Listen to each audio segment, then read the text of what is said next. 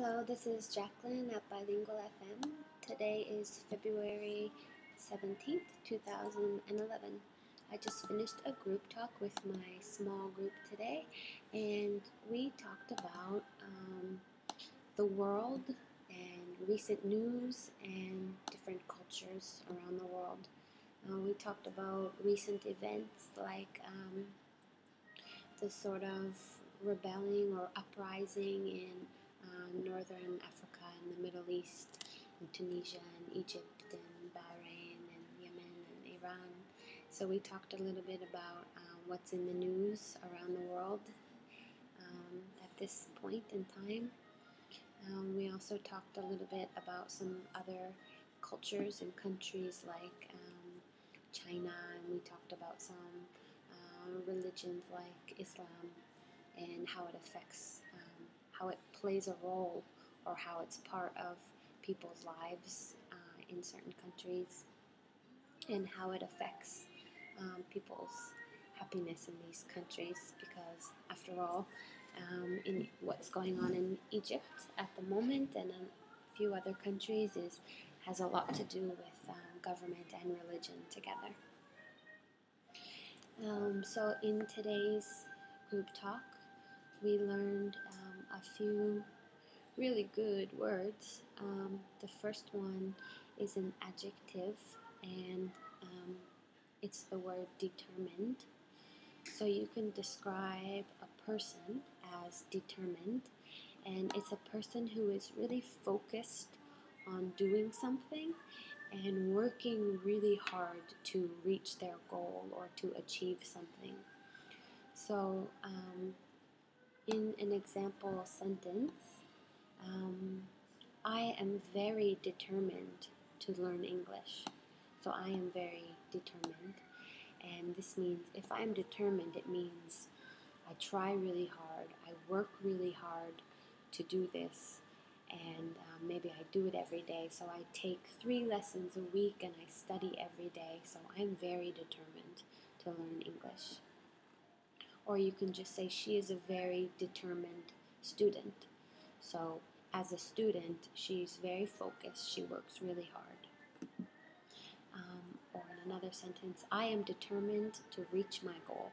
So that means I am focused on it and I'm going to try really hard to reach my goal. So that's determined, to be determined.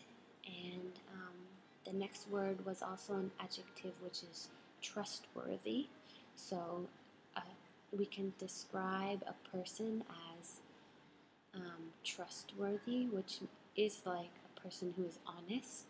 So if you can trust this person, or this person is honest, they are a trustworthy person. The opposite is dishonest or untrustworthy. So in an example sentence, Japanese people are very trustworthy people. So in general, Japanese people don't lie, they're very honest. So this culture is very trustworthy. Or in another example,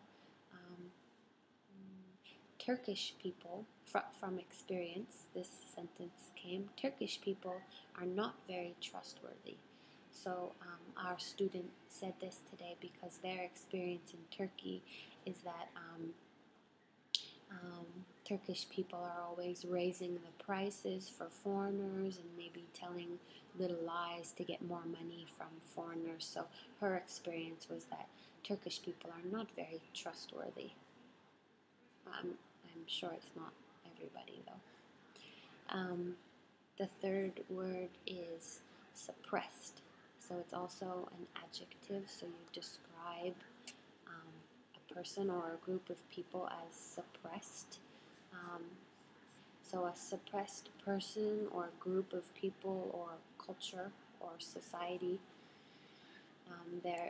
these are people who are not allowed to act or think or do what they want because their government or their religion doesn't allow them. So, for example, maybe the people of Iran are suppressed because they're not a democratic country. Their government has a lot of rules, and they're not allowed to speak freely. Maybe Chinese people are suppressed by their government. So it can be, a person can be suppressed by higher powers, so by government or religion.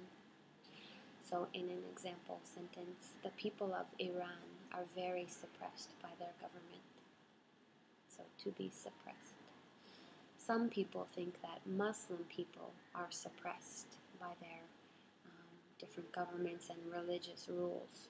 So they're not allowed to do many things, and they're not allowed to give their opinion about these things. So they're quite suppressed, in my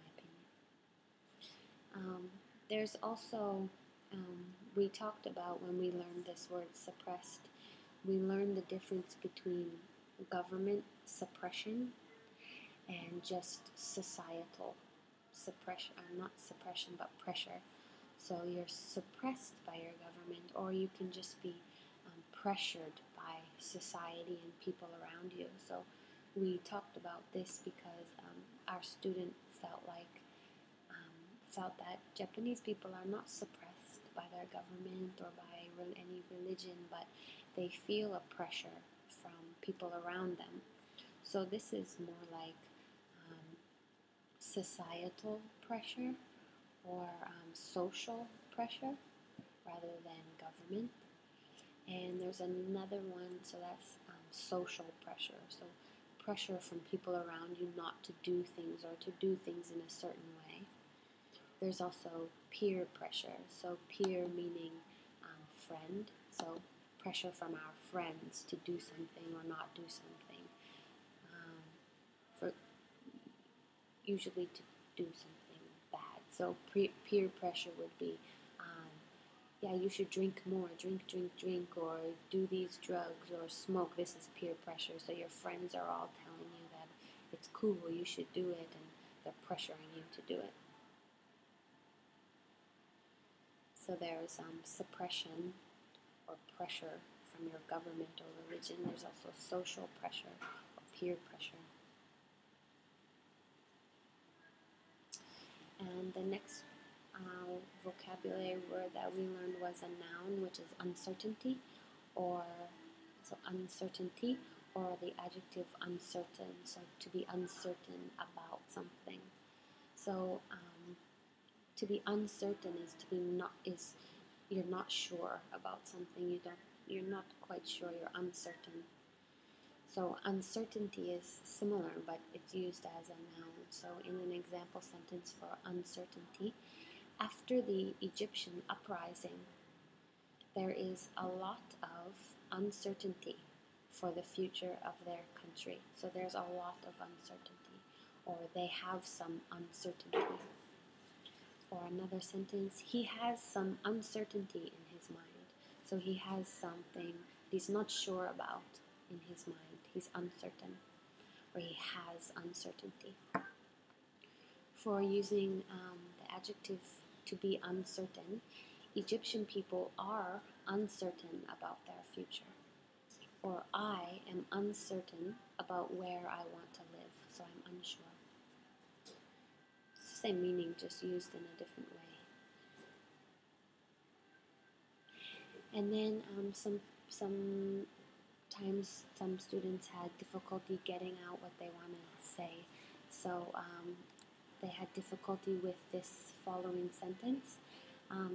In using the phrase near future, we need to say in the near future.